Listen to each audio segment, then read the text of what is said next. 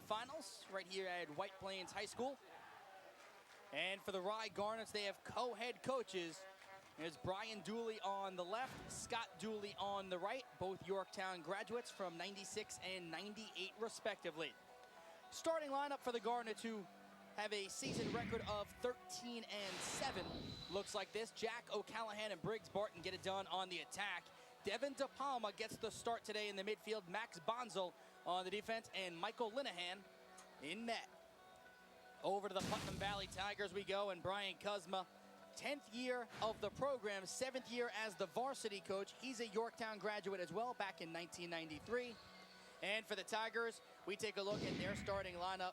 15-4 on the year. Evan Newer, good guy on the attack. He's a senior. Kevin Christopher in the midfield had a big semifinal game. And on the defense, we love Chris Castro, another senior. Between the pipes, Brendan McCrudden. With the story on a player who will not be playing today, here's the third member of our broadcast team, Joe Lombardi. Keith, the big development, Cole McCormick out of the lineup for Rye. He is a senior midfielder headed for Cornell. Torn hamstring. He will not play today. He is on crutches. This is a big blow. It will be particularly felt on faceoffs. McCormick, perhaps the most dominant faceoff player, maybe not only in the section, but in the entire state. So this will be a very big loss. Before the game, though, he was supervising faceoff drills with his teammates. Let's go back upstairs. Yeah, and Keith, that's something that we heard from the coaches, Brian and Scott Dooley, about just how good of a leader Cole McCormick is, not just on the field, but off the field, that he can do just as much off the field like another coach on the sidelines. He's in the middle of that huddle right now, coaching his boys, getting them fired up before the game. But still a big blow for Rye on the field with one of their leaders and maybe their best all-around player out with the torn hamstring. Well, when you get into the championship game, you want to try to be as close to full strength as possible, and Rye already was going to be shorthanded. They don't have the deepest bench of teams in Class C. And there's a look at the coaching staff for Putnam Valley.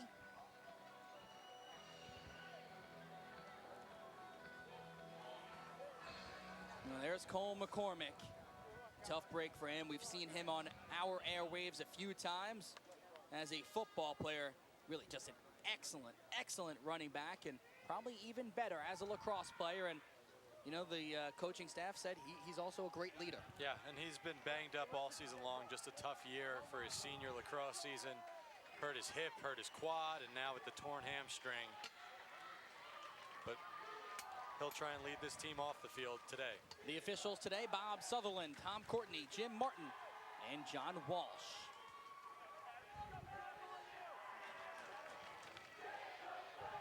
There's Michael Linehan, 243 saves on the year. He will be headed to Marist next year. On the other side, Brendan McCrudden. The numbers are staggering, and we will get into it throughout the year, but he is the single season lowest goals against average ever at Putnam Valley. Putnam Valley in the white jerseys, trimmed with blue, and we have a flag right away as Rye is in their road red, trimmed with black and black shorts. Penalty's going to go against Putnam Valley, number 34, Logan Bagarosi. And that's one of the things, one of the keys that went against, oh, you know what, it's going to be against Rye, I guess. Yep, gets called against Greg Stern. Greg Stern, all right. Well, one of the keys for Putnam Valley anyway is penalties. In their game against Rye the first time, took too many penalties, and we talked to the coaches, and they said, listen, you know what, Rye has 3 or 4 really good shooters on the offensive end. You don't want to take too many penalties, so that's something to watch on the other end. But for Putnam Valley, right now, getting the man-up opportunity, a big opportunity to start off early. Here they come, and right off the bat, we get a stop from Linehan.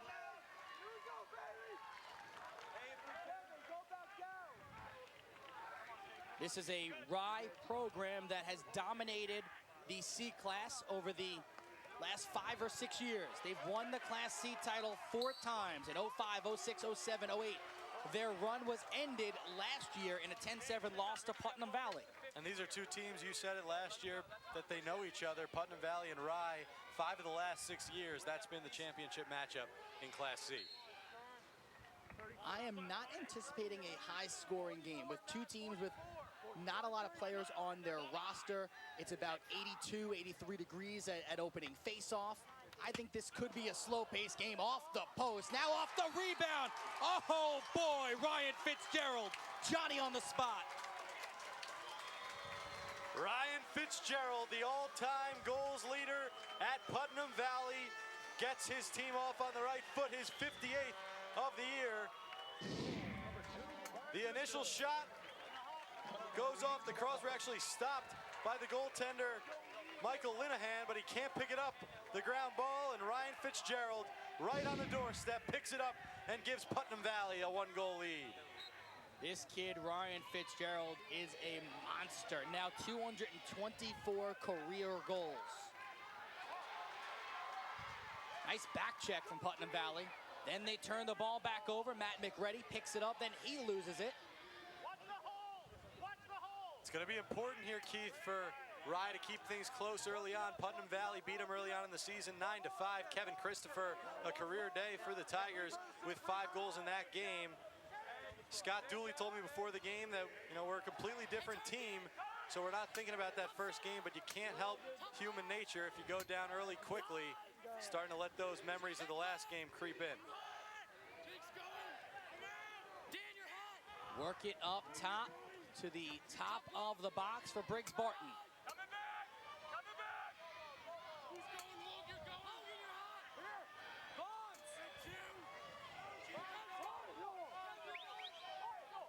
Looks like Chris Bonaventura into the game early. He wears number 8 in red. We go behind the cage. There's Briggs Barton. 6'3", about 200 pounds. He's a junior.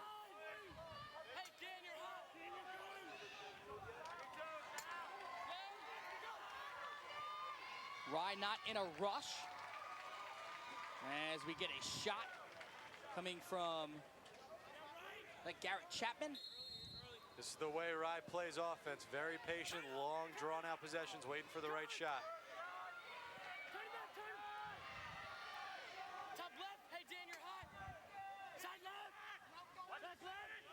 Very deliberate on offense, like you said.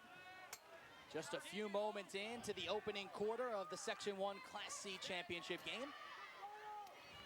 A low shot came from Bonaventura, and we got our first save of the day for Brendan McCrudden. Well, you just see the skill of Brendan McCrudden quickly getting his stick over to the opposite end and stopping a good, hard, low shot. Here's Dan O'Gorman. Behind the cage for Johnny Van de Veerdonk.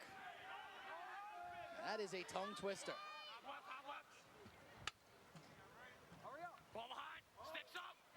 Here's Van de Veerdonk.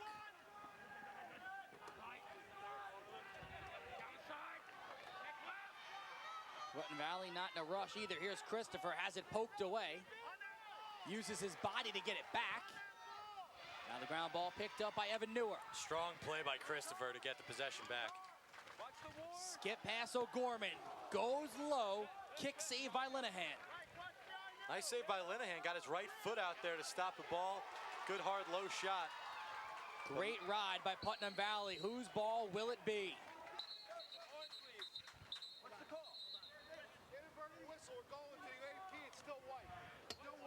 So an inadvertent whistle will give the ball right back to the Tigers. Putnam Valley very aggressive on the ride early on here. Forced a couple of ground balls and some turnovers.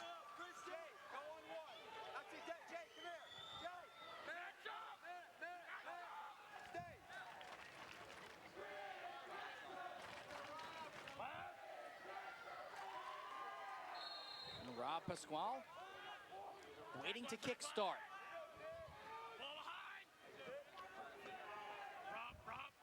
Van de Veerdonk, just a freshman. He's been electric this year with 29 goals.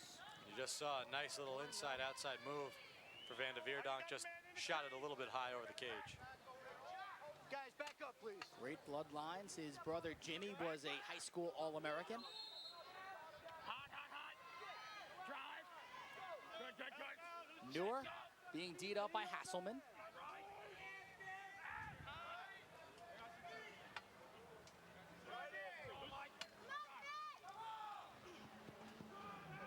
Fitzgerald was cut off.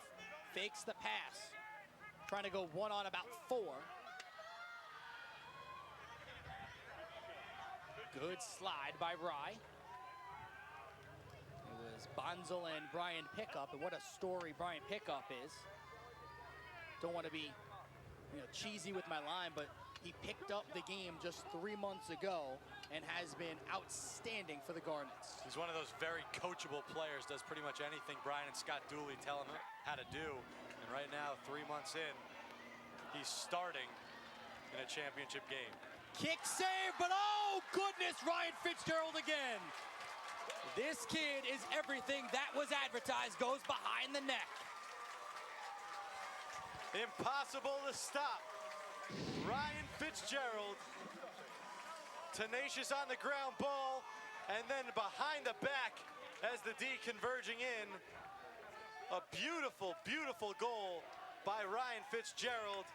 Off an initially good save by goaltender Michael Linehan, but nothing he can do on that follow-up by Fitzgerald. His second of the day and 59th on the season. Both of his goals have come off initial stops by the goalie, Michael Linehan. So Putnam Valley jumps out to a 2-0 lead. Victory on the face-off is Devin DePalma. He's in the game. Cole McCormack not playing today. Tore his hamstring.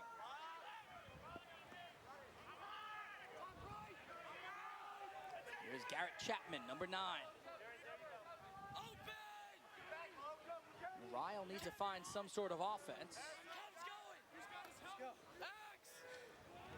Have had maybe 1, possibly 2 good opportunities, but not much so far for the Garnets.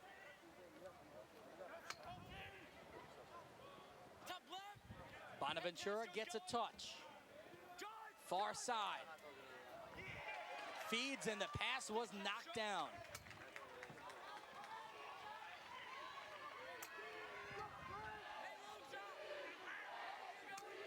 Briggs Barton. A couple of D1 schools in Loyola and Fairfield looking at him. And then Middlebury also taking a look at him.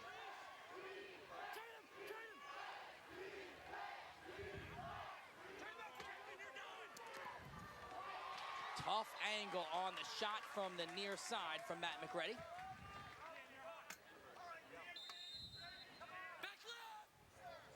Putnam Valley doing a good job right now, outweighting this Rye offense, at least early on. Here's the feed and the score. The pass came from Chapman. And the goal for Jack O'Callahan. Just a nice play all around here. A good hard pass right into Jack O'Callahan, who wastes no time, barely let that ball stay in his stick, almost pushed it right in. Brings Rye within 1. So that's one of those possessions. That's a great possession for Rye. They took some time off the clock, worked for a good shot, and when they got it, they cashed in. When you talk about studs, as a junior, O'Callahan has already declared he will be headed to Colgate. He'll be playing his lacrosse there. Now Putnam Valley will try to answer.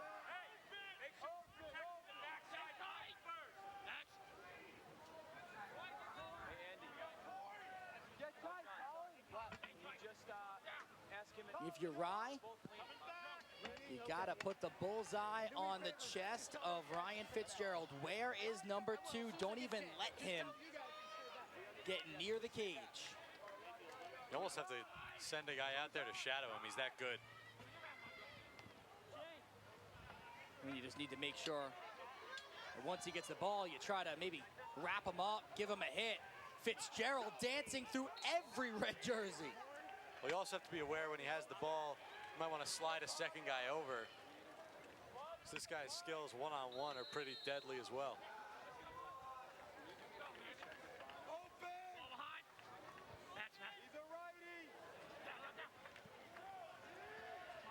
McReady with a nice check on Johnny Vanderveer.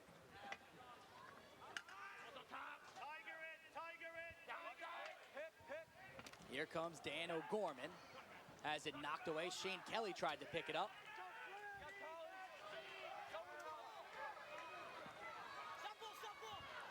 Rye in transition. Great transition defense by Putnam Valley, huh? Been really impressed so far with Putnam's Valley defense. Able to settle down the situations in transition and able to outweigh Rye most of the time. This is a Rye team that if you get impatient on them, they can kill you. But so far, so good for Putnam Valley. Here's Jack O'Callahan. Bonaventura. Towards the left side, shot sails high.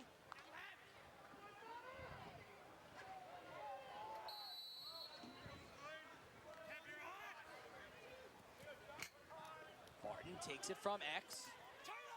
Trying to get away from John McLean. Nice feed on the doorstep, and then every white jersey converges. Yeah, it was a great feed, but they didn't give any time for Rye to turn around and take the shot. Great job, 3 defenders converging for Putnam Valley.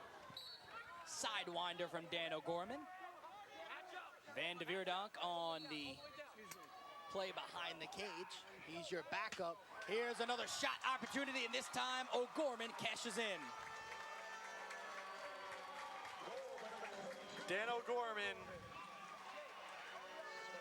Brian Kuzma, his coach, calls him a true throwback midi, talented in all areas of the game, and right there, you saw his talent on the offensive end, just a simple catch and pass, simple catch and shoot, pardon me, but he wasted no time with his left hand, shooting it to the far side of the cage and putting Putnam Valley back up by 2. Van de Veerdonk on the assist. O'Gorman also a sectional champion in wrestling as well, so looking to pick up a sectional championship in a team sport today. And 4th year on the varsity.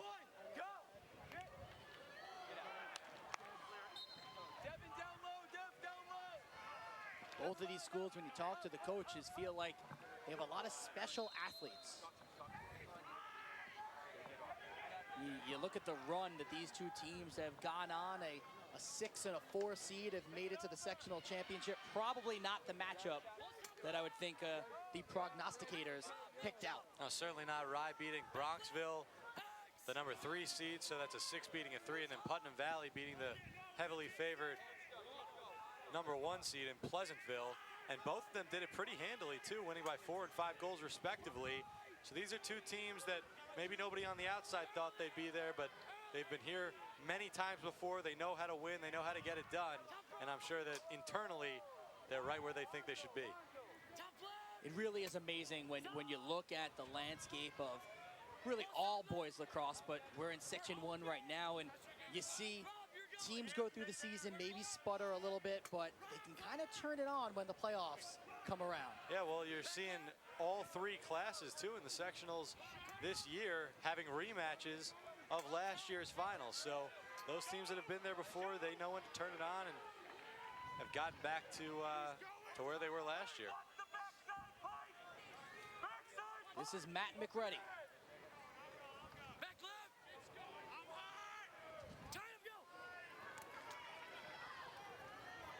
There's the shot. Came from Garrett Chapman. This is Rye for you, though. This is Rye. Just minutes on the possession. You know, 2, 3 minutes, and then they keep a guy deep behind the cage so that they're generally the first ones backing up. Rye isn't the team that, you know, is going to make those sports desk type of plays, those highlights. They just get W's.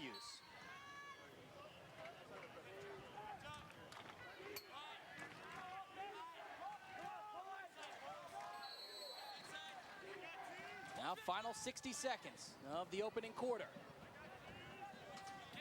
With Joe Lombardi on the sidelines and Steve Gelbs up in the booth, I'm Keith Irizarry. Thank you so much for joining us right here at White Plains High School. Barton Builds up some speed. Gets stripped of it. Now the ball's loose.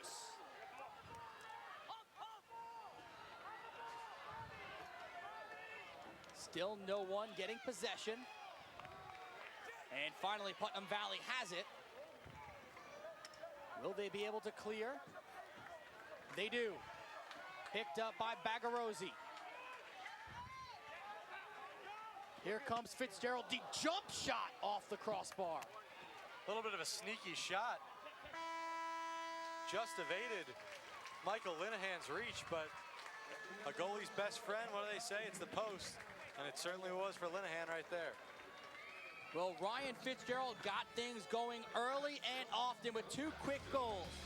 His Tigers have a 3-1 lead. We head to the second quarter.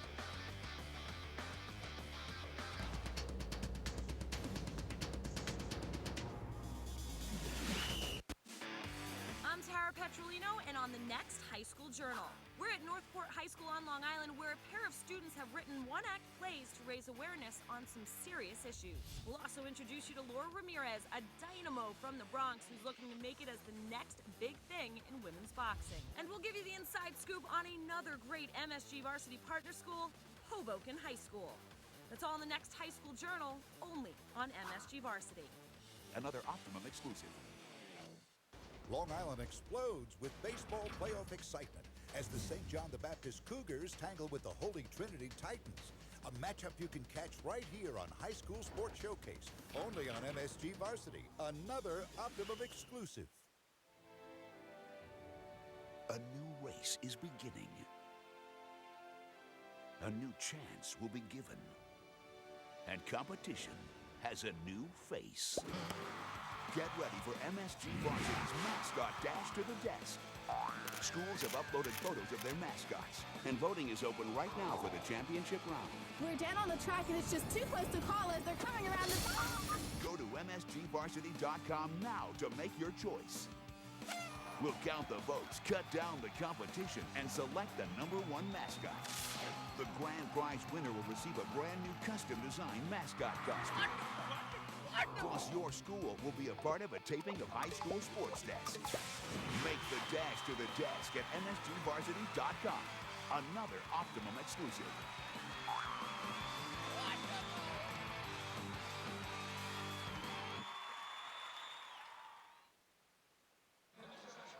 So far, the crowd enjoying this one, a defensive battle between the Tigers and the Garnets as Putnam Valley holds on to a 2-goal lead. We head to the second quarter, but first we head down to Joe Lombardi. All right, guys, you know, Class C did not exist in Section 1 prior to 2000. That year, Somers beat Hen Hud to win the first of 3 straight Class C championships. It was a run highlighted by 03 when the Tuskers beat Manhasset in the state semis to make their only state final appearance. But after 04, Somers moved up to Class B. And since then, Class C has strictly been the domain, for the most part, of Putt Valley and Rye. Either one of those teams has won the sectional title each year. And we'll have it again, of course, this year. Let's go back upstairs. Tell you, Joe does a great job down there giving us and all the viewers out there a little history lesson. Yeah, and that's, you know, that's right there for everybody out there listening. These are the 2 perennial teams in Class C without a doubt, and the rivalry strong between the 2. 3-1 early on here in favor of Putnam Valley. These are the 2. Despite being 6-4, they find a way to get back to the finals. Putnam Valley in transition, whiffing on it, O'Gorman. And he will pick up the ground ball.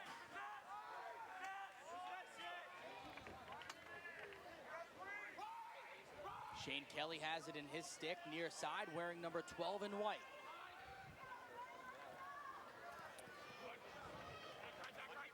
Good defense, keeping Van de Veerdonk away from the crease. Trying to sneak through, and then loses it. A little bit ambitious was Van de Veerdonk right there, trying to get through 4 Rye defenders who eventually swarmed him and took it the other way. Rye's lone goal came from Jack O'Callahan at the 5:22 marker in the first quarter. Bonaventura goes to the far side now. Now we'll get it right back. That Rye offense going back to work, taking their time. How many offensive possessions would you say they had in that first quarter? Rye, 4. 4 at most, I'd say. Their time of possession, 6 minutes and 38 seconds, which means that they average probably close to 2 minutes per possession.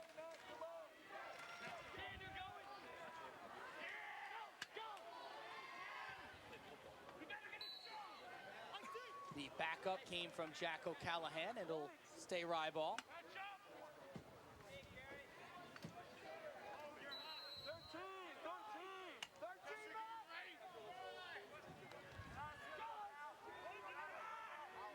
Looking for some space. Sliding through. I don't know how he got the shot off, and then McCrudden makes the stop. Looks like that was trying to see who it was. Snuck through. I think it was Jack O'Callahan. It was O'Callahan on the shot.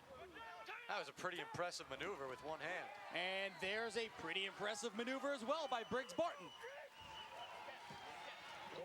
Well, you can't hold Briggs Barton down for all that long.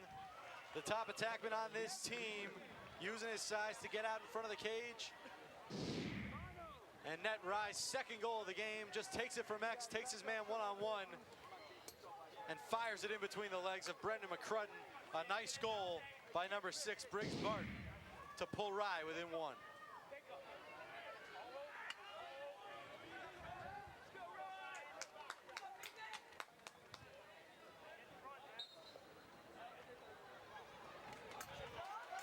This is a good face-off victory for O'Gorman. To Fitzgerald. Fitzgerald to the left hand, top shelf from high to high, and Putnam Valley goes back up by 2. Well, this is just ridiculous, Keith. Ryan Fitzgerald, a one-man wrecking crew for Putnam Valley today. This time he does it in transition with his left hand. Receives the pass, switches sides, and then fires it with that left hand to the far side of the cage. And right like that, gets back the goal to put Putnam Valley back up by 2. 9 seconds, quick enough for you? I don't know. I think he could do it a little faster next time. Maybe you should take the face-offs too, huh? Well, not when you got O'Gorman doing it. There's quicker. How about it? Little quicker for you now? 6 seconds? What did I tell you, Keith? What did I tell you? I challenged them to do something, and they come through. Ryan Fitzgerald, unbelievable. You got to give credit to Dan O'Gorman for winning yet another draw. But then all they need to do is look for the big sniper, Ryan Fitzgerald, and he will not miss. 61 goals and 4 today for the senior.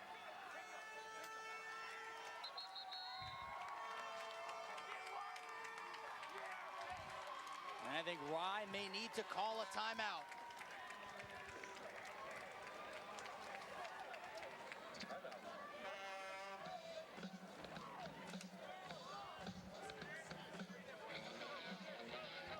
Hey, how did the teams in your area do on the weekend? You could tune into the high school sports desk with Shauna Ryan and Jared Greenberg.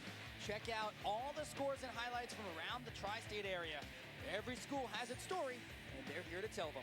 High school sports desk, weeknights at 7 p.m., and it's only on MSG Varsity.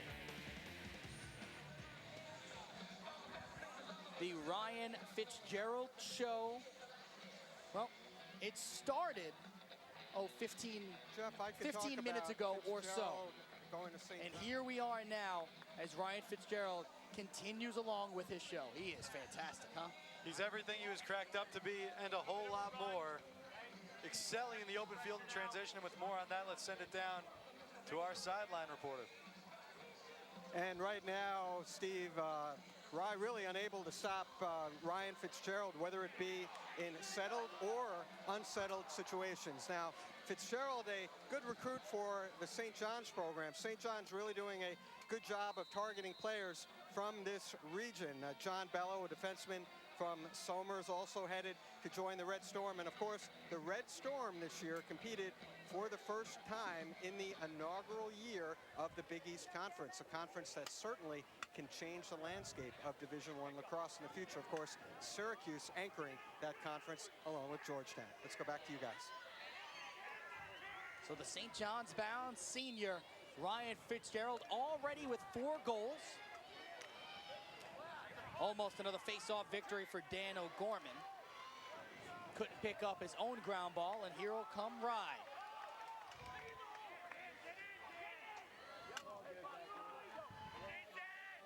Rye scored the first goal in this quarter by Briggs Barton, came at 9:56.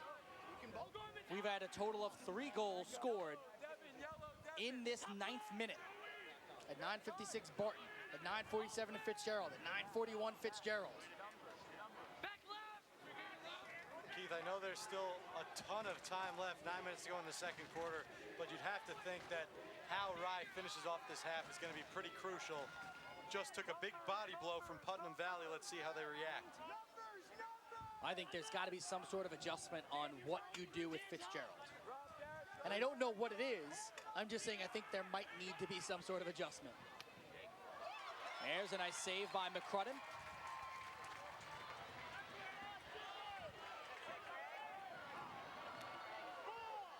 Ground ball raked forward.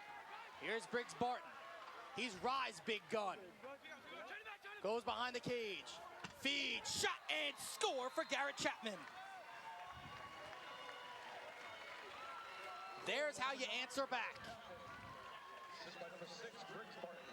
Well, all Chapman had to do was finish it. That play really set up by Briggs Barton, powering through the defense to get behind the cage, but a nice pass. And Chapman doesn't miss. A big goal for Putnam, a big goal for Rye. Coming out of that timeout, slowed things down a little bit. And their big guns got it going for them the other way. 5-3 Putnam Valley.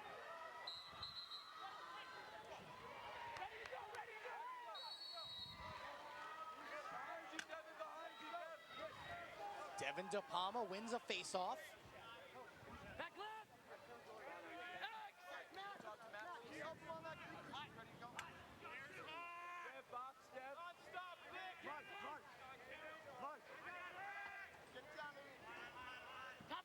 And we talked about Cole McCormick at the top of the broadcast with Joe Lombardi, how Cole is out for today. He's the normal face-off guy, one of the best in the section. Face-off numbers, Putnam Valley has won 7 of 10. And what's even beyond that is that you saw on the last 2 draws that Putnam Valley won, it was the quick transition goal. And that's the big thing. If Dan O'Gorman's not winning those face-offs, he's not getting the ball over to Ryan Fitzgerald. A split dodge by Bonaventura, and then he finds Twine. Well, we wanted to see how Rye would react, and they reacted pretty well. 2 quick goals coming out of the timeout. Bonaventura that time doing it by himself. Taking his man one-on-one, a nice split dodge, and as the defender tries to slide, he just fires that one home. One more time, let's see. A good job, another split dodge, and firing it past Brendan McCrudden. So Putnam Valley with a big surge, but Rye comes right back, only down 1 here. De Palma wins the face-off, and then a timeout called by the Garnet coaching staff.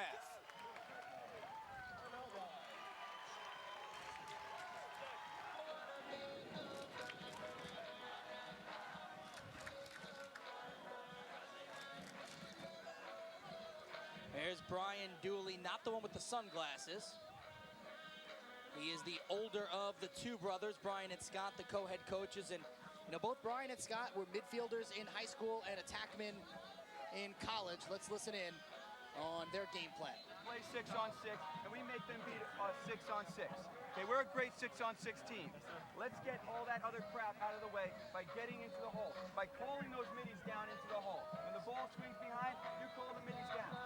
Okay, coach, anything? When you slide, when off the crease, especially number 2, you look at his belly button. You don't look at his stick. You don't look at anything. You look right there and you go right through him. Let's kill him, guys! All right? Do you understand me? Not that good. Let's go. You don't look at I've had enough of this.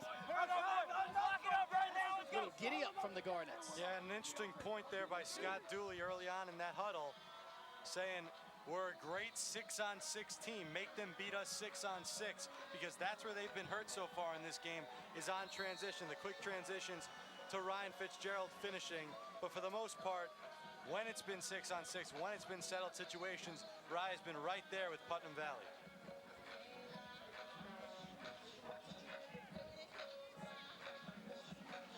Goals have come in bunches today. Barton unassisted, then Fitzgerald back-to-back goals within the span of 6 seconds right there, and then just a minute and a half later, Chapman finds the back of the cage, and then 50 seconds after that, it was Christian Bonaventura, and that's where we stand. It's a 5-4 lead for Putnam Valley. So less than 5 minutes, you get all of that scoring. Actually, if you do the math, that's 2 minutes and 25 seconds.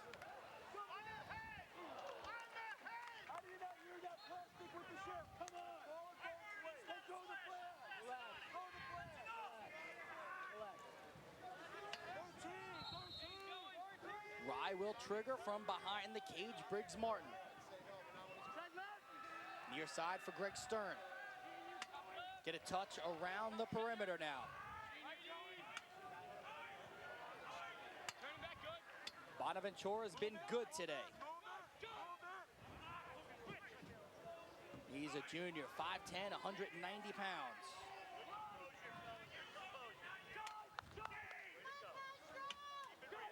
O'Callahan looking for a little bit of wiggle room.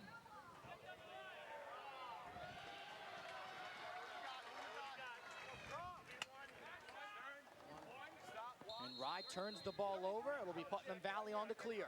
Get ready to push down. Get ready. Watch two.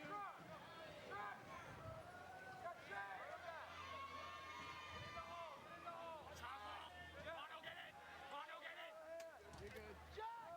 Back left. Open, open, open. These two teams have been trading jabs. And what very well could be equated to a prize fight. Two heavyweights in Section 1 Class C.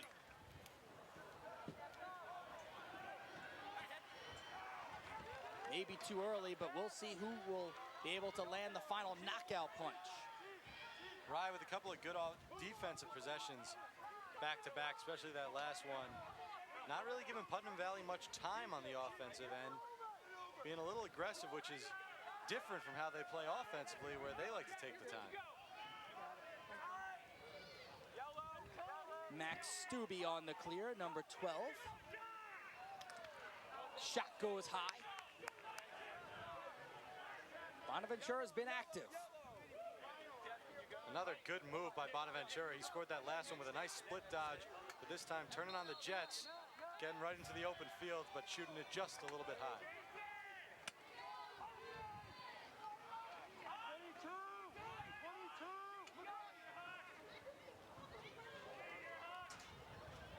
McReady pulling his defensive player way out of the box.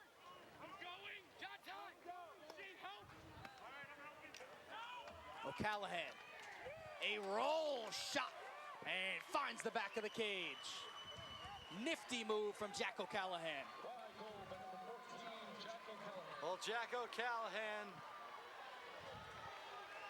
with just a great individual effort from X. Some good, strong defense on him, but he's able to work around a nice roll behind the net, coming back the other way, and does not allow big number 42,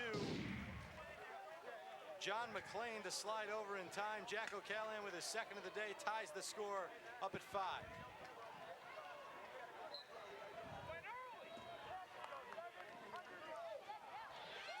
Keith, every time I hear the name Jack O'Callahan, you know what I think about? I think a post right there off the shot from Kevin Christopher. Now you finish your point. What do you think when you hear Jack O'Callahan? I believe in miracles. Oh, that's a good one. 1980 U.S. Olympic hockey team, Jack O'Callahan. Shane Kelly spins around, and when I hear the name John McLean, isn't that Die Hard? There's a shot and a score for the first time. Christopher finds the back of the cage, and Putnam Valley goes back up by 1. Well, we said it earlier, Kevin Christopher likes playing against Rye. 5 goals in the meeting earlier this season. And this time, just a good hard shot from about 7-8 yards out. Beats Michael Linehan. Nothing fancy about that one, just a shot and a hard shot right underneath the crossbar. Puts Putnam Valley right back up on top.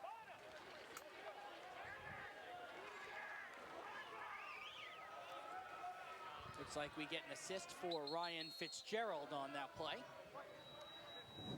And Putnam Valley's going to want to talk things over. Timeout, Putnam Valley.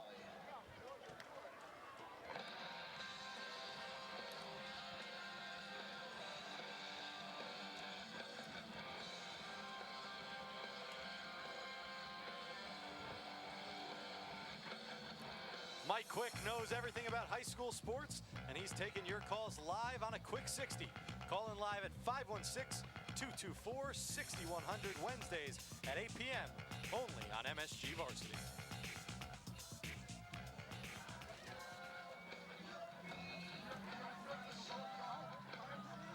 It's your job to roll down and pick up Mr. King.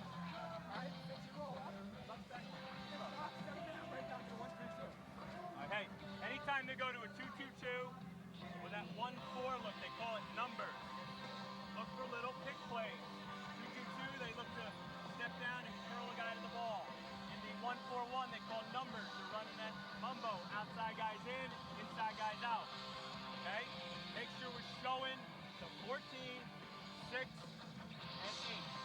Those are the three right now that are hurting us. Show to them early, make them give up the ball. Let's go, Valley. Great coaches can make adjustments in game, and Brian Kuzma, who obviously coming from Yorktown, has learned an amazing amount of lacrosse. A 1993 graduate from Yorktown, he was saying that they're calling out numbers. These are the ones that are hurting us. This is what we need to stop. Well, he's recognizing what the codes are for the different types of defense that Rye's playing, and he knows what to look for in those types of possessions. So you're right, a great job of coaching by Brian Kuzma, recognizing what Rye's doing and explaining to his team how to make adjustments.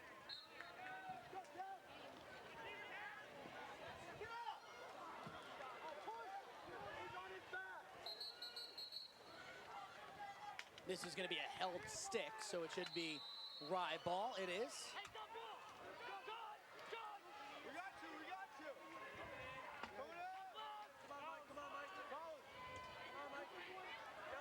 Here's Devin De Palma. Where's number 10? Got the start today. Big story we found out as Rye showed up today. Cole McCormick not able to play. The senior headed to Cornell. Tore his hamstring, might be done for the year.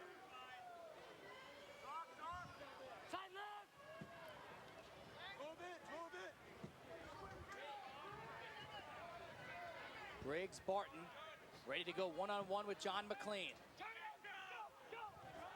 Tries to turn back to the cage, good slide.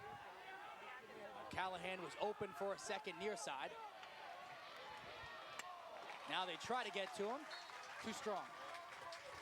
Well, the Rye offense patient once again, but that's not what you like to see. A bad pass resulting in a turnover, so Putnam Valley outweights the Rye possession, and it's going back the other way.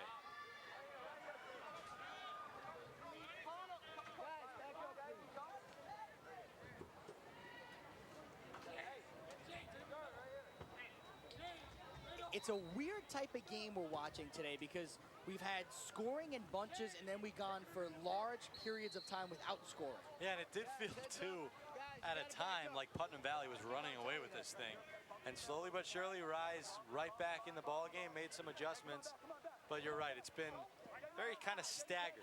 You know, there's stretches of each. And right now we're in a bit of a lull.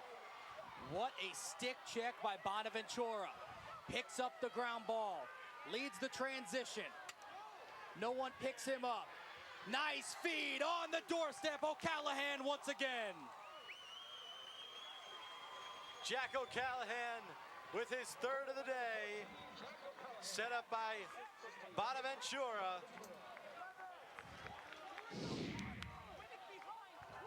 Bonaventura switching over to his left hand, gets it down low to O'Callahan, who outweights the goaltender. Very patient at the doorstep, goes up top and down low, and puts it past Brendan McCrudden, and we're tied back up.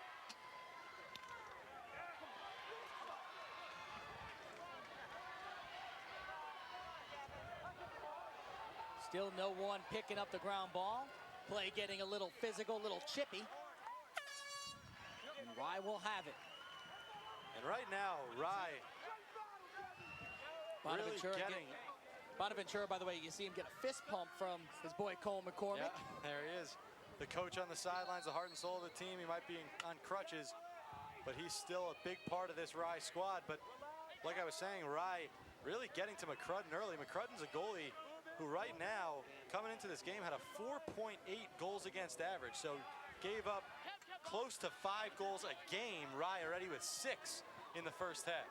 On his career as a 3-year starter, allowing just 7.2 goals per game, also the career best at Putnam Valley. Here's Garrett Chapman. That shot got away from him. Well, Keith, they're just crazy numbers, really, for a lacrosse goaltender. When you think about Fitzgerald and McCrudden, both of them, McCrudden defensively between the pipes, Fitzgerald offensively on attack, shattering records at Putnam Valley. This will be a slash. And O'Callahan says, all right, we got a free possession. Let's take our time. Let's run a set.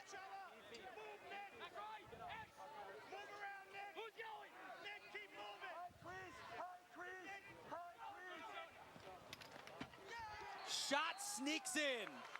What a play coming from X, Matt McReady. Well, it looked like McCrudden didn't even know that ball was coming. Matt McReady kind of sneaking up from behind the cage, and just a turnaround bouncer that I think surprised McCrudden. McCrudden at least was looking for that ball to go up high, and McReady put it down low, and Rye with their first lead of the game at 7-6.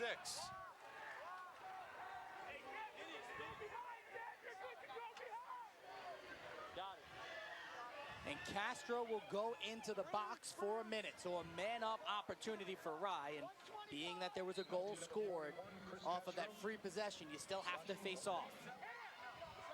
The MO for Rye, it's been average.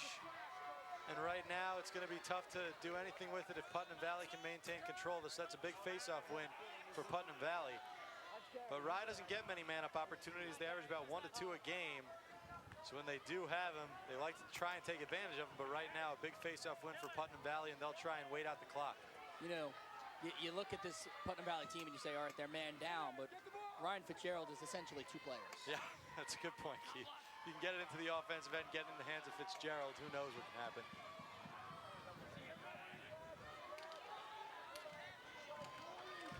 Here's Fitzgerald. Does Rye dare try to double team him? 8 seconds left on the man up. 30 seconds remaining in the first half. We are even strength. And Putnam Valley will call a timeout because now they got 22.6 seconds left, and they'll try to actually run an offensive set. And that's a great job by Putnam Valley, obviously winning that draw, but then just waiting out the clock, smart about things. You saw at the end of the man down, Ryan Fitzgerald just kind of dancing around behind the net on the perimeter and running out the time. So the EMO for Rye pretty much non-existent.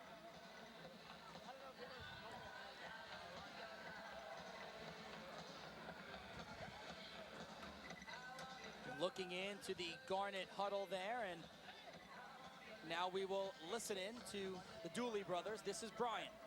Okay. Hey guys, attack. Let's stay low right now. Let's have Jack O'Callahan at the 20, and actually Briggs and Jack, let's have you guys at the 35 on the wide. Stern, where are you? You start in the middle at about the 20 right now, right in front of the goal, okay? Any kind of cheat, get ready because there's 30 seconds, okay? Let's go, boys. Sorry. Go, really? There we go.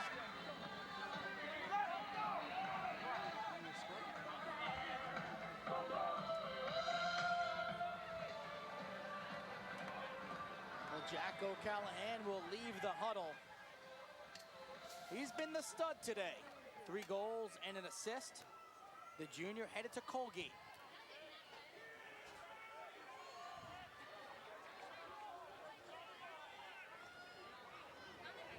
Rye with 22.4 seconds remaining in the second quarter. will have to stand strong on defense. Six up, ready, check. O'Gorman maneuvering. O'Gorman dancing behind the cage. 9 seconds left. O'Gorman can't get a shot off. Up top for Christopher. Christopher gets by the first wave of defense, then poke checked away. And that'll do it for the opening half. Well, it was 3-1 after 1 quarter. And then it got explosive offensively. Score stands at 7-6 in favor of Rye. The goal by Matt McReady gave Rye their first and only lead of the half. We go down to Joe Lombardi now. Joe? All right, Keith, I'm here with Scott Dooley, a co-coach of Rye. And Scott, first of all, a couple of adjustments he had to make. Not having Cole McCormick is a big one. And then also Ryan Fitzgerald really off to a really quick start offensively. How did you make those 2 adjustments? Well, Cole's been a great coach off the field, you know, and not being able to play. I mean, he's coached these face-off guys since day one, so, and he's still doing it on the sideline. So, you know, he's in their ear. He's letting them know what adjustments to make. So Cole's really helping out still on the face-offs. We knew we can play with them 6-on-6. We just can't let them get any unsettled and fast. You know, they had 2 fast break goals in a row, and unsettled. You know, that's where Fitzgerald is scoring on us. You know, he's able to make plays. He's quick. He's shifty. So when we're not settled, that's when he's at his best. Good luck in the second half, Scott. Appreciate it. And now let's go back to Keith and Steve, guys. All right, Joe, thanks a lot. Maybe a future lacrosse player for Rye or for Putnam Valley, but right now, the future is right now as Bonaventura finds the back of the cage. Fitzgerald has been all over the place. He's got a handful of goals, and the Garnets lead 7-6.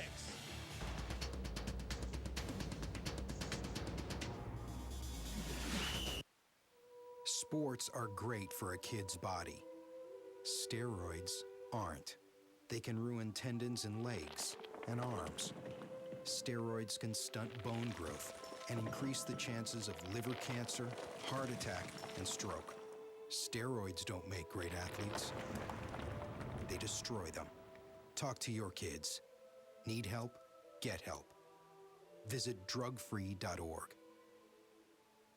News 12, traffic and weather. Every time I go out, I check. Every morning? Every afternoon. Tells you when exactly the traffic is happening. If I should exit here or exit there. Knowing ahead of time helps me out a lot. I can't live without it. Got it on my phone and everything. Totally accurate. Informative. And it's 24 hours. Traffic cameras right there. It's everywhere. It's great. I live on Channel 61. It's a cool town. The only place to be. Know before you go. Period. The end. News 12 traffic and weather. Know before you go. J.D. Power & Associates just announced its 2009 awards. And guess who business owners rated highest in customer satisfaction? Twice. It wasn't the phone company. It was Optimum Business. In nationwide studies, customers rated Optimum Business highest overall for phone and internet, based on factors like reliability, customer service, and even billing. For data and voice, the customer's choice is Optimum Business. Call 1-866-580-1388 today. This has been an action-packed game thus far. The Section 1 Class C title game, the matchup between the Garnets and the Tigers. Let's take a look at the first half highlights. And really, it's been all about Ryan Fitzgerald and Jack O'Callahan. Yeah, Keith, it's been a back-and-forth game, and Ryan Fitzgerald started it out for Putnam Valley. That goal made it 4-2, and then just 6 seconds later, almost a carbon copy of his last goal. He fires it home, makes it 5-2, and it looked at that point like Putnam Valley was running away with it early on in the second quarter, but then Jack O'Callahan said, hold on a second. That goal tied it at 5. Putnam Valley would take a 6-5 lead, but O'Callahan would make sure that lead wasn't gonna live too long. He tied it at 6 before McCready put Rye up by 1. And there's a look at the first half stats. Pretty even all across the board. 1 differential in total shots, but the big number right there is the ground balls. Rye, 5 more than their counterpart, Putnam Valley.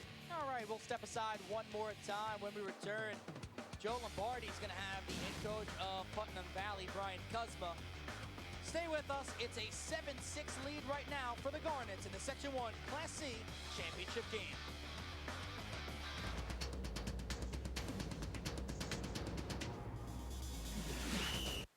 The fastest internet access in America comes from Optimum Online.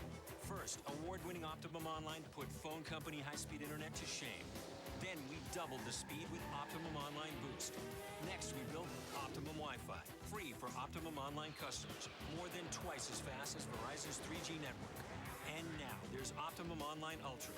At up to 101 megabits per second, nothing even comes close. For the fastest internet in America, it's Optimum, or it's not. Long Island explodes with girls lacrosse playoff action as the Shoreham Wading River Wildcats go up against the Bayport Blue Point Phantoms. Here's Newman working it right inside, scores!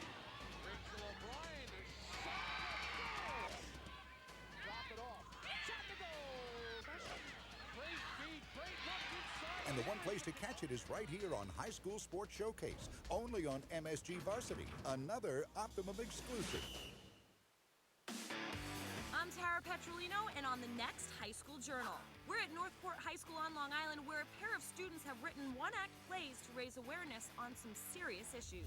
We'll also introduce you to Laura Ramirez, a dynamo from the Bronx who's looking to make it as the next big thing in women's boxing. And we'll give you the inside scoop on another great MSG Varsity partner school, Hoboken High School. That's all in the next High School Journal, only on MSG Varsity. Another Optimum exclusive. You better be careful when you make some lofty claims that you can hit a 55-foot shot like Newburgh Free Academy's Will Belt. Mike Quick claims he can make a 55-footer in 5 tries. Here's the big lefty. Oh, there's one off the eye. Look out.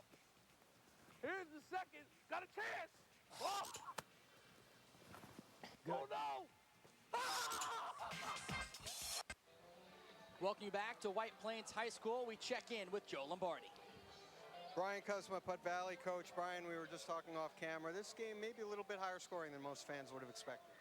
Yeah, we're definitely going to challenge our defense in this half to put the clamps down. It's championship games, you don't expect this high, but you know, I think we just need to do a better job on the individual matchups that we have, and you know, if we do that and make some good saves, I think you know, we should cut the scoring down a little bit this half. In the face-off situation without Cole McCormick for Rye, how did you adjust your game plan, if at all? We didn't change anything. We figure he probably has someone under his tutelage, and we're going to keep that, you know, in mind, so we haven't changed anything. Thanks, and good luck in the second half. Appreciate it. Now let's go back upstairs to Keith and Steve. Guys? All right, Joe, thanks a lot. There are some of the faces of the Putnam Valley Tigers. They trail by 1. We look into the Garnet huddle as well. What do you think of some of the adjustments for these two teams? Obviously, coming in, this was not billed as an offensive scenario. This wasn't a game we expected to see 13 first-half goals. No, certainly not. I think for Rye, the adjustment was made, and I think we heard it in the huddle when you talked about Scott Dooley telling his kids, listen, make them beat us 6-on-6. They're a very good 6-on-6 team. Where they get hurt is in transition. If you're Putnam Valley, I think that you need to try and get more of those transitions going. Make sure to get those defensive stops and then get out there on the run and try once again to get that ball to Ryan Fitzgerald, who is just so hot in this game so far. What do you think of Devin DePalma so far in the face-off X? I think that we heard the coaches say that Cole McCormick had guys that he's been teaching the whole year, and you can certainly see it so far. Devin DePalma doing a great job. There was that one little stretch where O'Gorman dominated in face-off X that actually led to 2 consecutive goals. And this will be a push from behind on the near side. Briggs Barton's going to go into the box.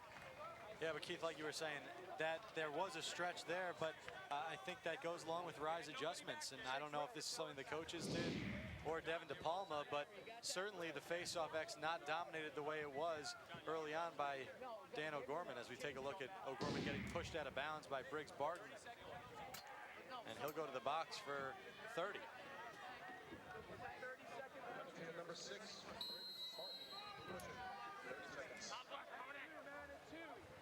This will be one of those extra man opportunities where you see an opportunity, you go for it. If not, you're happy with possession. Shane Kelly's being quiet. Number 12 in white. Comes near side for Evan Newer. Van de Vierdonk behind the cage, comes over to Fitzgerald. Low shot. It came from O'Gorman. One left. Who's going?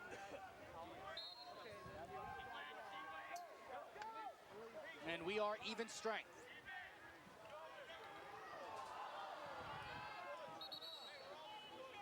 Push is the call, so Putnam Valley will keep possession.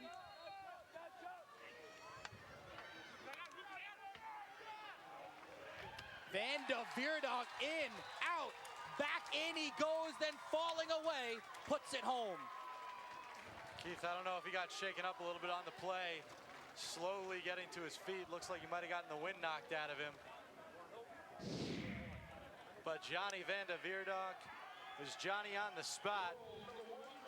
And yeah, you see it right at the end there, just getting clobbered right after he releases. Let's take another look at it. A good hard shot right underneath the crossbar. And you don't see it on that replay, but one of the Rye defenders just came barreling into Van de Veerdonk right after he let go of that shot. So something to keep an eye on. Well, I am starting to get the feeling that this is the type of game where whoever has the last possession could win.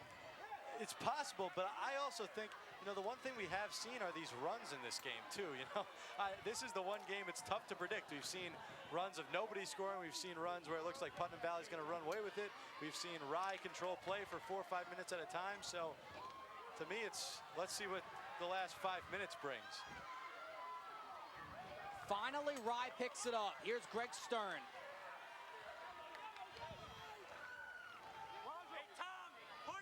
Substitutions as Garrett Chapman re-enters. So does Matt McReady.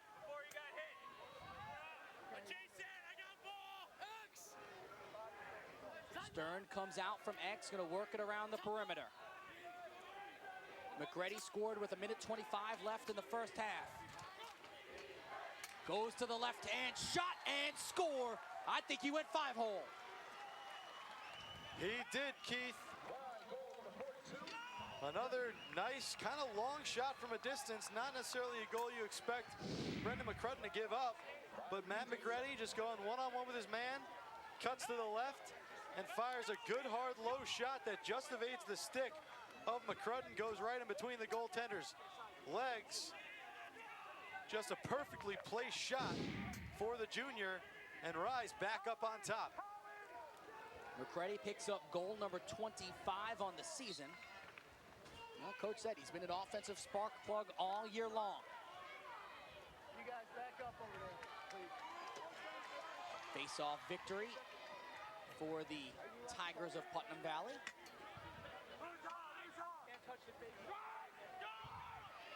A hard drive to the cage and a save by Linehan. It was Shane Kelly with the burst of speed. Well, Shane Kelly's been kept in check so far today, but he's one of the most skilled players on the field. Practically ambidextrous when it comes to which side he can shoot with. Right there, though, just a little bit wide.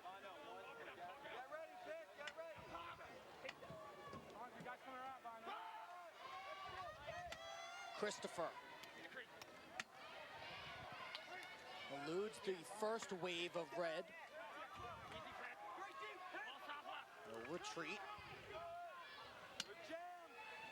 Kelly, nothing doing. Again, alongside Joe Lombardi and Steve Gelbs, Keith Irizarry, glad to have you with us right here on MSG Varsity. This is the Section 1 Class C Boys Lacrosse Championship, and we're coming to you from White Plains High School in White Plains, New York.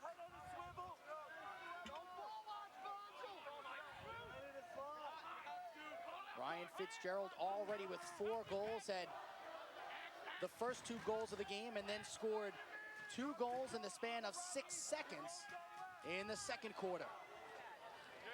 Making defenders fall, then shoots. And a nice save by Linehan. Keith, that might have been the first shot Ryan Fitzgerald did not cash in. Making defenders fall over, like you said, and then had a prime opportunity, but this time Michael Linehan got a stick on it and deflected it up high over the net.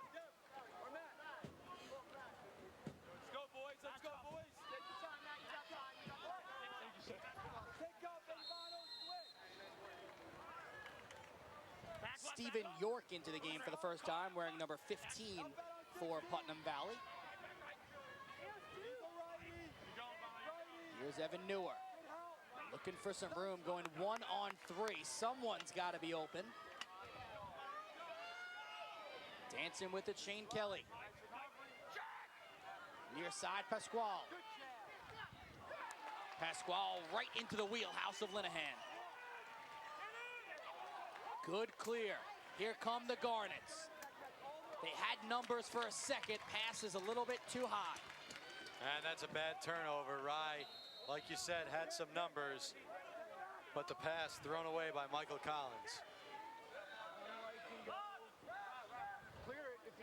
Linehan's already got 10 saves on the day. Here's Brendan McCrudden all the way out to the 45-yard line of the football field. Not afraid to leave his own crease.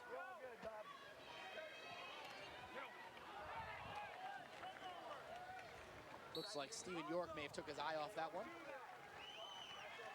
So we got a turnover one way and then a turnover right the other way. No harm, no foul.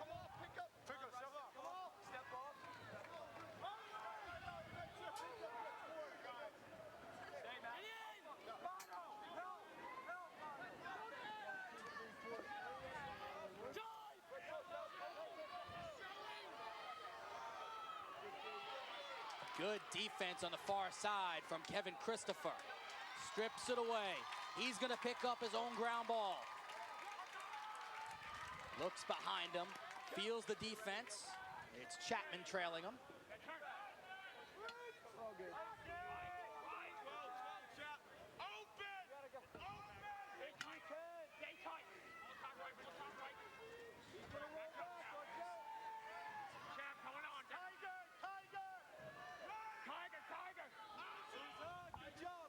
Here's Rob Pasquale cutting through. Pass goes up top for Dan O'Gorman. O'Gorman.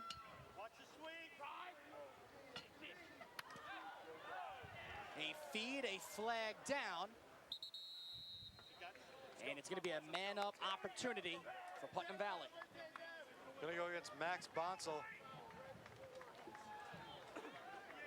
Might be a push. We'll have to see what the call is. They're calling it a slash, so it'll be a minute EMO for Putnam Valley. Penalty number 4. Max Bonsall, slash for 1 minute. So here's an opportunity for Putnam Valley on the man up. Special teams haven't played a huge role in today's game, not too many of them, and all of them have been unsuccessful. We'll see if Putnam Valley can take advantage of the slashing call. Putnam Valley, a very good passing team, is going to work it around the perimeter. Guys, who's in the box? Fitzgerald's shot never made it through.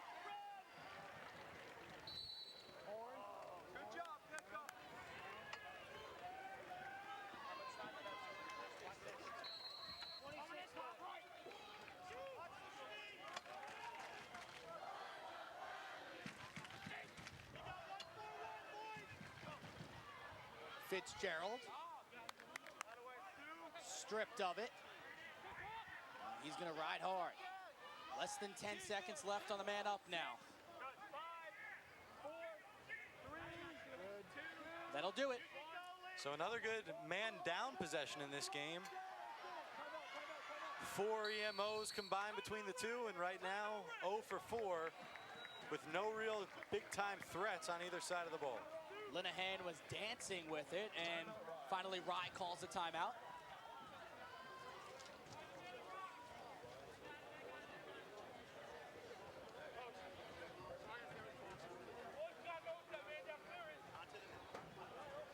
Linehan, a smart kid, will be headed to Marist and talk about some smart kids. Well, it is more than a spectator sport on the challenge. You can check out the excitement and play along as high school know-it-alls compete in a fast-paced half hour of Q&A. Check out premiere episodes of the challenge weeknights at 6:30, and of course it's only on MSG Varsity.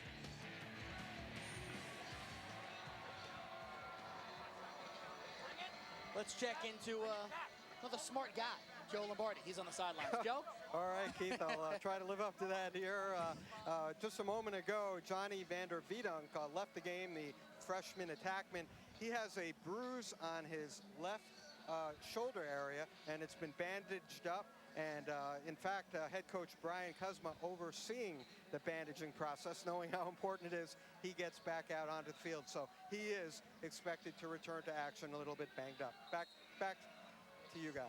All right, Joe, quick question. What kind of vibe are you getting from both of these benches with such a tight, close game right now? Well, I think what you're going to see right here is you're going to rely on the decision-making ability of the players who have been here before. And now, granted, both teams suffered significant graduation losses from last year, but there is still a good core of players from both teams who have been in this situation. So right now, basically, you want to put your best foot forward, and you want to play with poise and play with confidence, and it's really anybody's game right now, and the majority of the game is yet to be decided, and I think that's what you want to instill in the team. This is the game from here on out. Don't worry about anything that happened up to this point. Back to you guys. All right, Joe, we'll check back in with you later. Third quarter action as we are under 5 minutes, and that could be a big blow to Putnam Valley without their dynamic freshman, Johnny Van de Veerdonk. Briggs Barton slows the pace. Good to hear, though, that Van de Veerdonk not banged up too badly and should return to the game with a big goal there before, and looked like he'd be okay. But he's an important part for this Putnam Valley team. Yeah, coach said he's sneaky. He has an uncanny ability to find holes in the defense.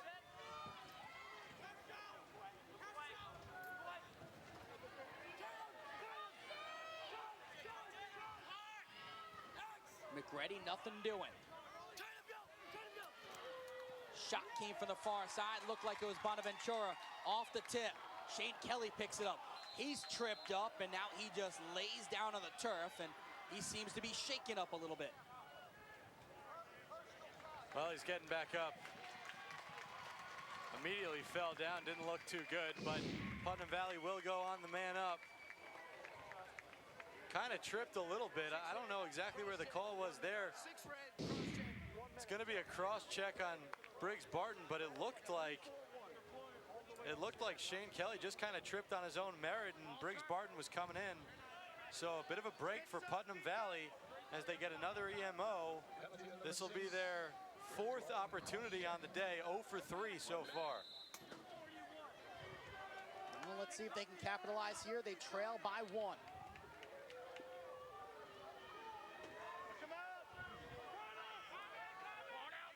Van de Veerdonk back into the game wearing number 1.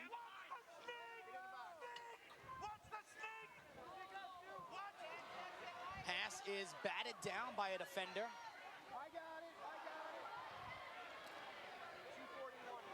Now picked up by Rye at the midfield line. Fitzgerald sneaks through, grabs the ground ball. He feeds, shot and score. No. Check that. The Putnam Valley fans in front of me. Yeah, you weren't the only one. Everybody here. They were excited about it. It actually hit the outside of the netting. A little bit of an illusion. Looked like a goal from where we were sitting, but hit the side of the cage.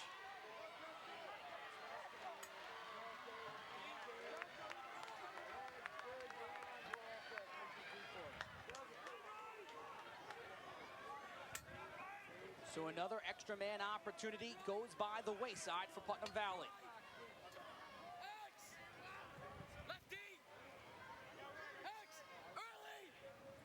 Barton back in at X.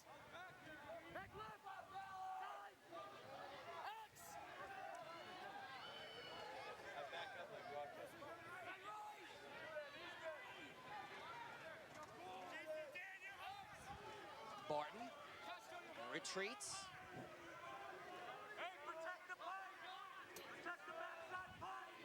John McLean D's him up. They're gonna go one-on-one. Barton looking for some room, looking to feed. Bonaventura, spin move and stopped by McCrudden.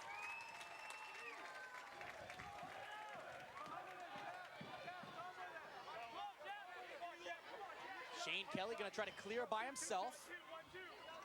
Goes across the midfield line. No one picks him up. Shot goes wide. And the closest one to it is Linehan. So no goals in the last couple of minutes with play starting to pick back up opportunities on both ends of the field, but the score holds at 8-7. We had 2 quick goals to start this quarter up at 10:48 and 9:48 respectively. And that's where we stand. Last goal was from Matt McReady. Rye up by 1. The Garnets won the Class C title 05, 06, 07, 08. Last year ended their 4-year run when they fell to these Putnam Valley Tigers 10-7. McCrudden out of the cage. Shot and score. O'Callahan makes them pay. Wow. Jack O'Callahan. Is he having himself a game for the Garnets? And that goal, about as pretty as they come, shoots himself around the net. Gets the goaltender to come out of the cage as he falls over. Spins out of the way of Dan O'Gorman coming back and puts it into the empty net. Jack O'Callahan with his 4th goal of the game, and Rye with their biggest lead so far. Not sure that was the gamble that McCrudden needed to make at that point. This is a kid that's probably the best goalie to ever come through Putnam Valley and one of the better goalies in Section 1 as we speak. So far be it for me to question him. But here we go, Rye up by 2. Final 30 seconds. Man of the hour has been O'Callahan. Early it was all about Ryan Fitzgerald for Putnam Valley. O'Callahan has turned the tide. He's got his own 4 goals, and his Rye team has a 2-goal lead. And I think he wants one more opportunity. He's looking for space. O'Callahan stripped of it. Who's gonna come up with it? 4 seconds. Bonaventura, final shot, just over the crossbar. And that is the way the 3rd quarter will come to a close. So McReady scores at 9:48. The 2 teams go about 9 minutes without a score. And then Jack O'Callahan finds the back of the netting. Garnets lead by 2.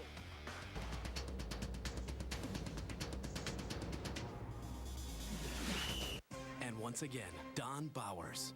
Welcome back to our debate on better technology reform. Pat Connolly, critics say your phone service is ancient and your internet slow. I categorically disagree, Don. They work just like they did 15 years ago. Pat, why keep yesterday's phone company technology when there's the Optimum Triple Play upgrade? Faster internet from Optimum Online, unlimited calling from Optimum Voice with lots of calling features included. What's the obsession with better and faster? Okay, if you're just joining us, to get the Optimum Triple Play upgrade, cable TV customers call 1-866-636-2378. Aaron, these Optimum services, do they cost more? They cost less, Don. In fact, cable TV customers can lower their cable bill and get all 3 services for under $100 a month for the first year. You know, paying less is overrated. Okay. And we'll be right back. Somebody get this microphone. Pay less with the Optimum Triple Play upgrade. Call 1-866-636-2378 now.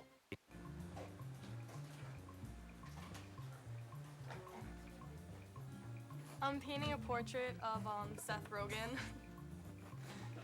You like Seth? A lot.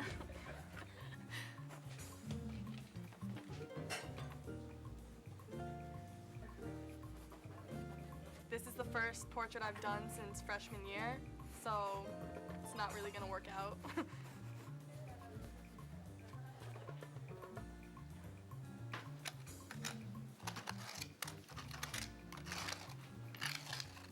This is my 3rd year painting.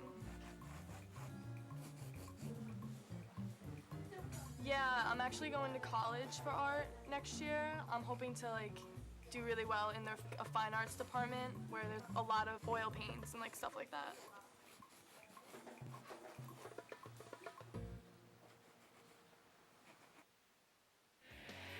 Well, Tara Petrolino gives you all access to all things high school on the next High School Journal.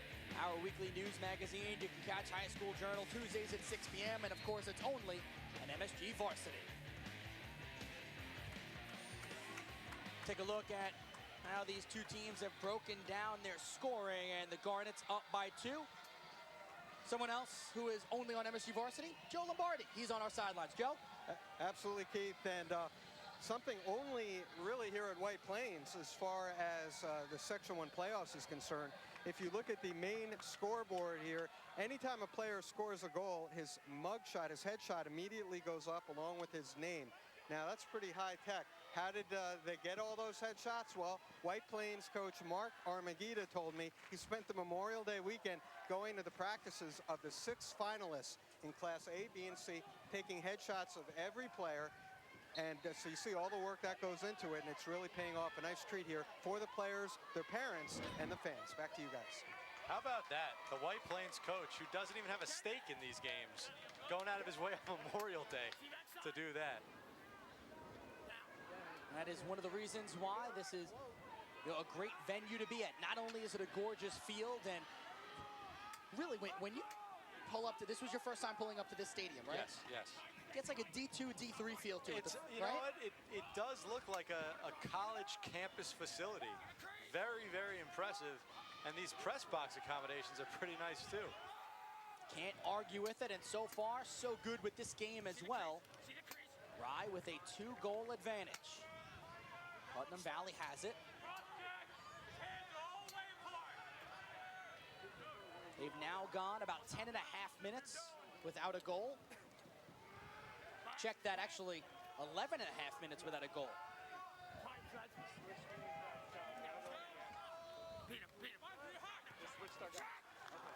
Feed in front off the turf. Christopher picks it up, shot goes wide. Who's gonna be the closest one to it? And they will give it to the Tigers. Excellent hustle by both the goalie as well as Evan Newer. Here's Shane Kelly. Ryan Fitzgerald, his last goal came at 9:41 in the second quarter. So we talked about adjustments. How would this Rye defense keep the ball away from Fitzgerald? Well, keep an eye on when Fitzgerald gets the ball. They've got 2 defenders sliding towards him, so trying to double team him. Linehan kicks it away. Fitzgerald calling for it. Very antsy at about the 25-yard line of the football field. Around his back, that would have been miraculous. That would have been the second time today that he did it. Ryan Fitzgerald's trying everything in his power to get open.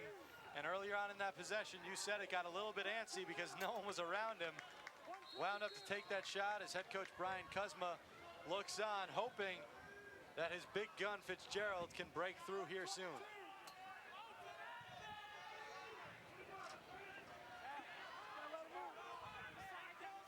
Here's O'Gorman, wears number 22.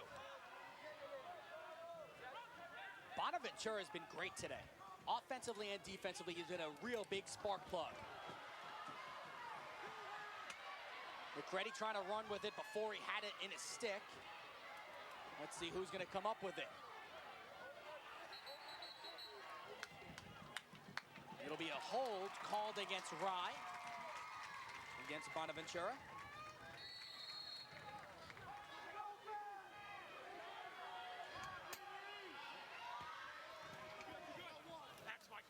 Fitzgerald fakes the shot.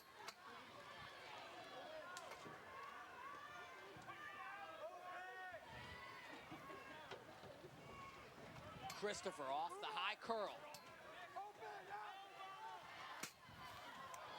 Not sure if that hit the post or Linehan's stick. I think it did. I think Kevin Christopher cutting in, just ring it off the post. As these players for Putnam Valley kind of getting banged up a little bit as they're making a last-ditch attempt here with 9 minutes to go to come back. Well, Dino Garr, the football coach for Rye, always preaches physicality. Both of the Dooley brothers feel the exact same way. They want the game to be physical. Surprising coming from 2 attackmen also, yeah, right. Former attackmen. Exactly.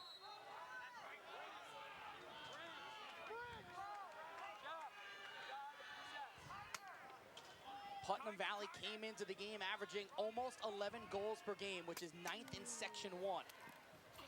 Rye, on the other hand, allows 6.26 goals against. That's 6th best in Section 1. Keith, we talked about adjustments. What you're seeing right now by Rye, look how active their defense is as Putnam Valley attempts to run this offensive possession of their liking. Every time someone gets the ball in prime shooting position, 1, 2, sometimes even 3 Rye defenders swarm them. There's just no room to operate if you're the Putnam Valley Tigers. Not sure if you were able to notice, but Kelly definitely lost that in the sun on that pass. Well, it's right about that time where the shadows are coming in and the sun is right in the eye. Another stop for Linehan, now falls on it finally. That was actually Michael Collins in the crease who stopped that. Linehan was out of cage, and Michael Collins came in and made the stop.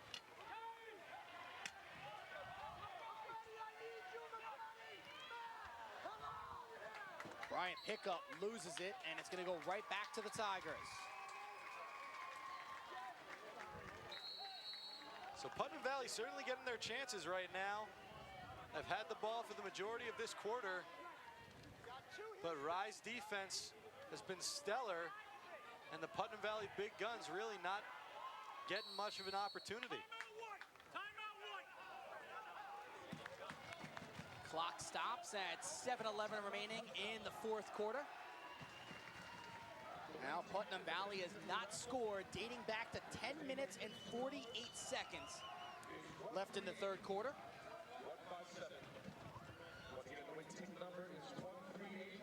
Tigers need to figure out how to get something going offensively, as the Tigers and Garnets have met 5 of the last 6 years in the finals. Rye has won the previous 4.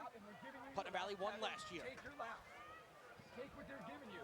And if somebody slides, do not jam the middle and into the crease. Roll back or find the open man. All right?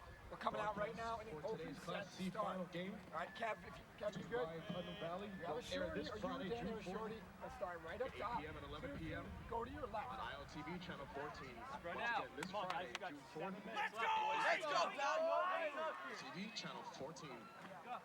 Almost 16 minutes have gone by since Putnam Valley has scored, and kept kind of hearing spread out, so they need more spacing, they feel. Yeah, and that's, I mean, it's a great point by Coach Brian Kuzma. Rye's done a good job of kind of packing in tight that defense, forcing these outside shots and moving. If they can spread out the Rye defenders, it takes them more time to slide over and do those double and triple teams. Putnam Valley right now just searching. Rye so strong on the defensive end here in the last few minutes. Rye yet to take a single shot this quarter. Putnam Valley 10 shots, not all of those have been on goal, obviously. But 10 shots in 5 minutes for Putnam Valley, so they're trying.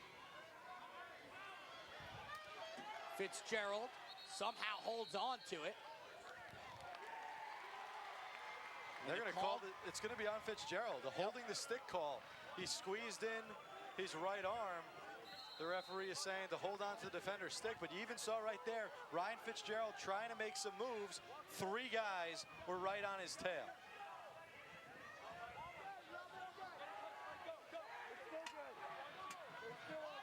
This game is definitely starting to see the momentum swing in favor of Rye. The pace of the game favors them.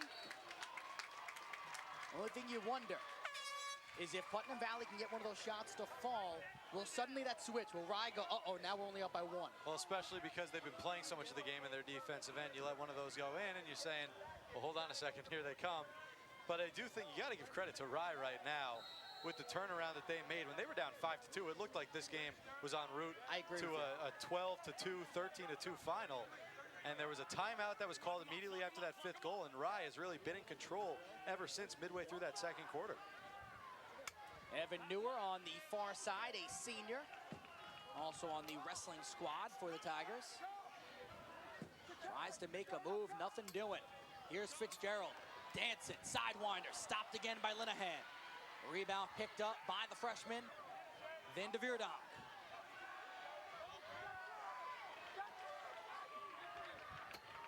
Here's Kevin Christopher, goes to that left hand.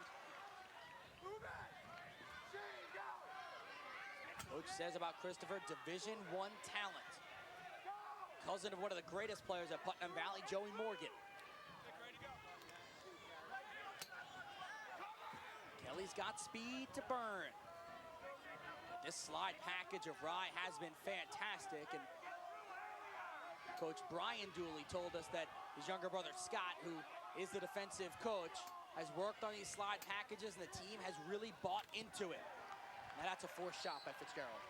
Fitzgerald's getting frustrated right now. He had a great roll dodge to get by one defender, but Rye slid right over, and it's starting to, you can tell it's starting to get to Ryan a little bit. He makes these great moves, and someone is always seemingly there. And right there, you said it, a forced shot and a turnover. But here's where Putnam Valley is going to need other people to step up, because clearly they've keyed on Ryan Fitzgerald, has Rye. You're going to have to get your Dan O'Gormans, Kevin Christopher, Shane Kelly's, Shane Kelly's really been held in check, to step up here with 5 minutes and counting left in this championship game. Thanks, back man. I was trying to catch him and I forgot the thing.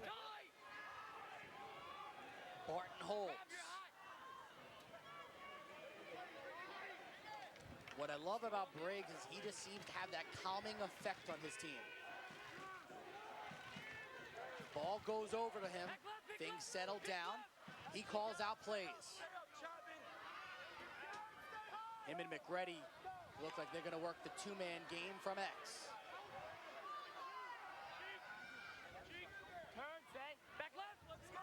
This possession reaches a minute.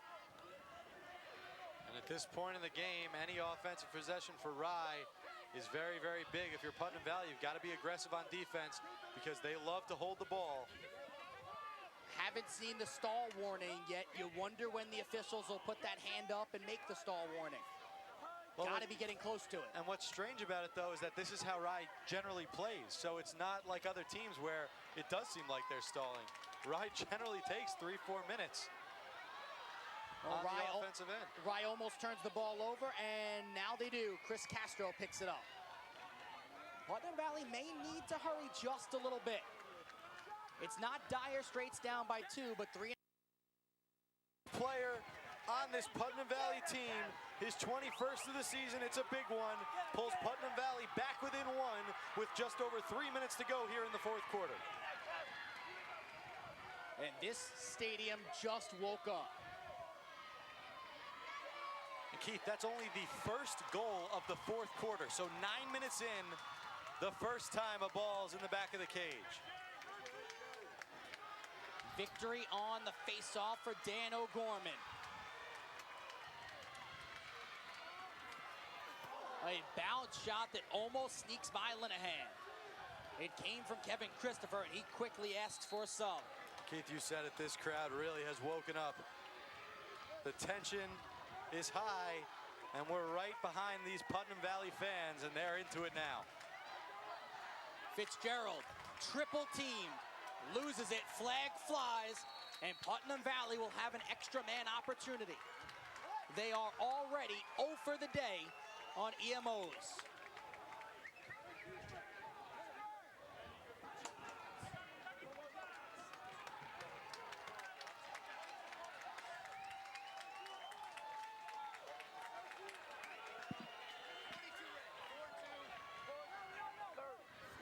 We call them the 11th man. This crowd is really starting to get into it as we continue to pan along. And the student body as well as the fan base really rip-roaring.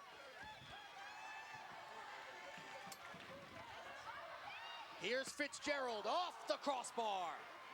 Oh, as much as it's been working for Fitzgerald in the early part of this game, in the second half, the luck has not been going his way. A great inside move, and he finally gets it past Linehan, only to post it up. 20 seconds left on the extra man. Skip pass over to Kelly, again loses it in the sun. Here's Fitzgerald, fakes the shot. Christopher, long shot! As the man up was winding down, we are knotted up at 9. And the crowd explodes in front of us, Keith. Just as time's winding down on the EMO, Kevin Christopher winds and fires from directly out in front of the net towards the top of the attack box. Just a good, hard, low shot finds its way past Linehan. Hold on to your hat, folks. With just over 2 minutes to go, we're all tied up. I love Christopher. Went off to the sideline, got a drink of water, came right back in. He appears to be cramping. We knew this could be an obstacle today. Temperature at face-off above 80 degrees and a little bit humid. And Uncle Mo is swinging towards Putnam Valley. Shot never made it through. And now the crowd's on their feet. As soon as that face-off was won, the Putnam Valley fans stood up. They can sense it. Like you said, the momentum clearly in the favor of the Tigers as Rye's back on their heels. Here's what's at stake. The Class C title game. If Putnam Valley wins, it's back-to-back years. If it's Rye, it's 5 of the last 6. And here's the question now, Keith. Do you wind the time down and hold for the last shot if you're Putnam Valley? My answer to that, yes. I agree. But I think you gotta try. If you've got an opportunity, you gotta take it. And there it is. Ryan Fitzgerald puts the Tigers up 10-9, 3 unanswered goals.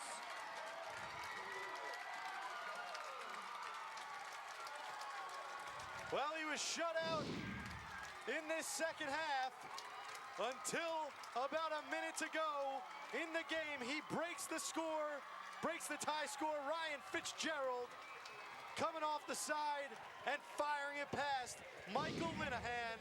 And this crowd is going nuts. 1 minute and 6 seconds to go.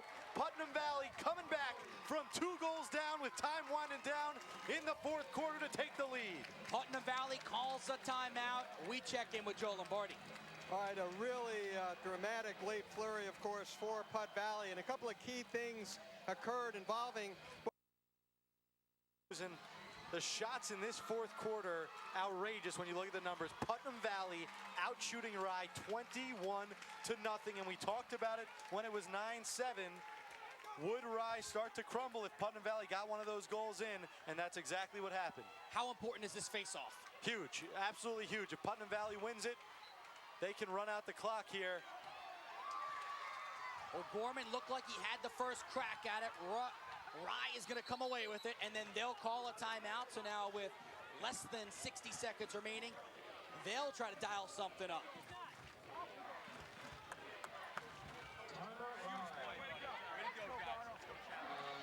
If you're Rye, you got to put it in the hands of Jack O'Callahan. The Putnam Valley will be looking for that too. Kelly got things started, made the score 9-8.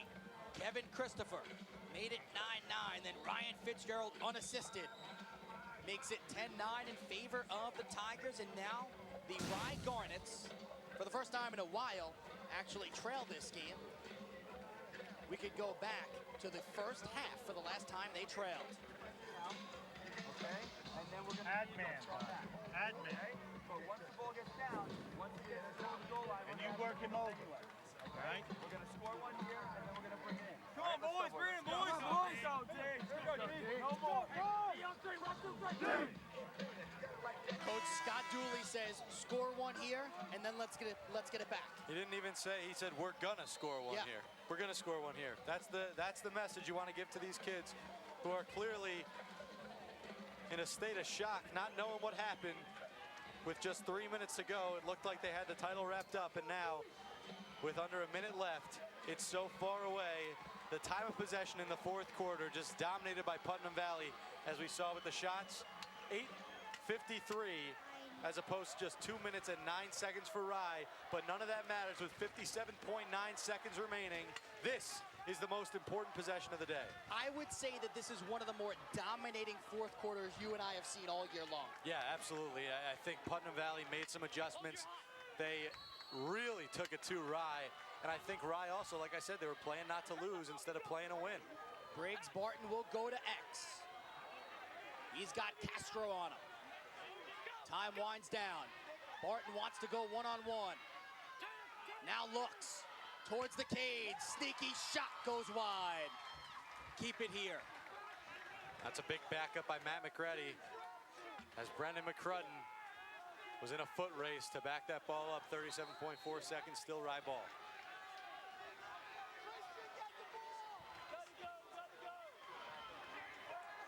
Final 30 seconds of the fourth quarter.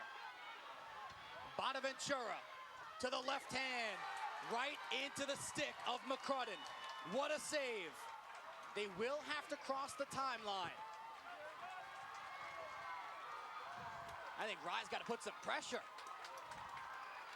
They do cross the timeline. And McLean will try to just wind down the clock. What's the call? Violation against Putnam Valley, so with 4 seconds left, Rye will have it. I don't think they're gonna have enough time. A long toss towards the cage, a shot, never makes it through. And for the second consecutive year, Putnam Valley takes home the Section 1 Class C title. This time, they trailed 9-7. Headed into the fourth quarter, they win 10-9.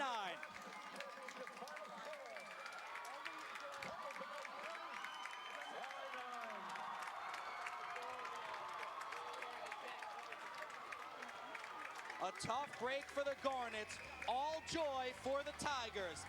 They get their 16th victory on the year.